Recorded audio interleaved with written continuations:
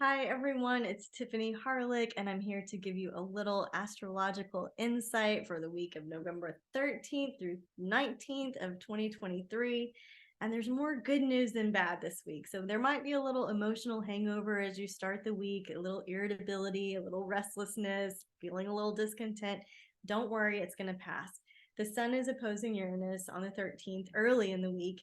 And so, like I said, it could be that energy hangover from last week, but it might be the universe whispering to you to get out of your comfort zone, to try something new, and not to get out of balance with it, but just to like stretch yourself a little, grow yourself a little, right? Now, I don't want to suggest that you get into overdoing anything. If we've got that 9 feeling in the numerology where there can be very extroverted, it can be very intense, there can be a lot going on.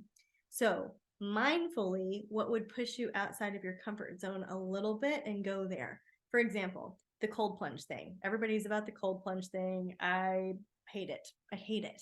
So, to get myself out of my comfort zone a little bit, I'm going to take a cold shower and I'm going to do it for 20 or 30 seconds. I'm not going to go crazy with it.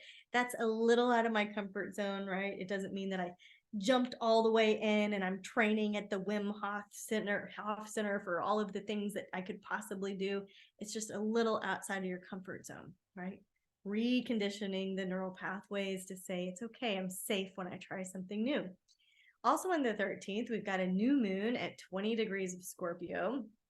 Your intention is, I enjoy the sensual and mysterious sides of life.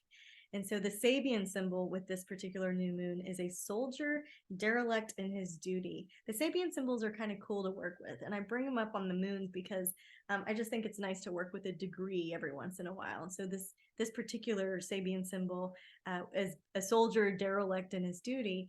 And what do I do with that, right? Like the Sabian symbols were created between a medium and an astrologer a long, long time ago. And so this was conjured up by the medium. And so this image, what you can do is work with it in your journal. You can draw it out. You can ask for insight and information from this particular Sabian symbol and see what it is you need to know about yourself, about your journey, about your walk, about the mysteries of life as they're unfolding for you. So, what might this soldier, derelict in his duty, have to say to you?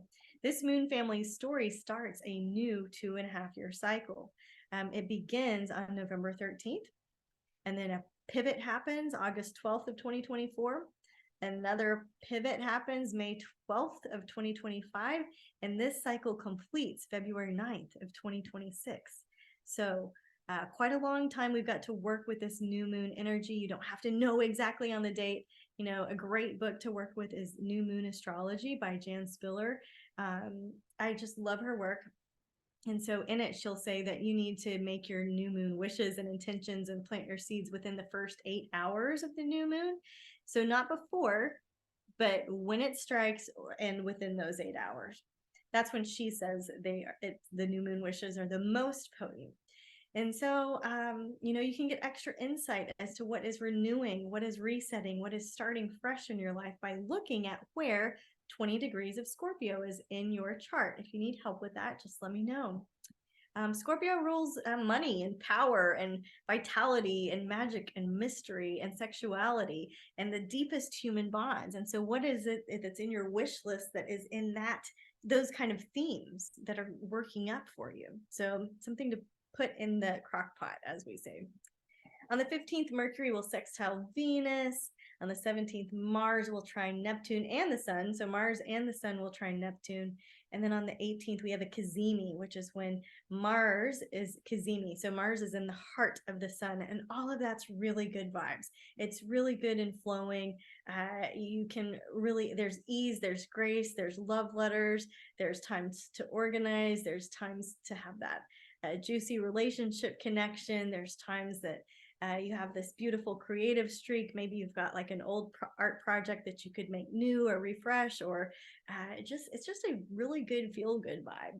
So that week, I think I'm going to be doing some of my holiday crafts. So holiday crafts for me, I love to make cherry fig jelly with my best friend. I love to do some honey jars. I like to do like we have like a pine tree that we cut down this year that I'll make into little wood like creative pieces.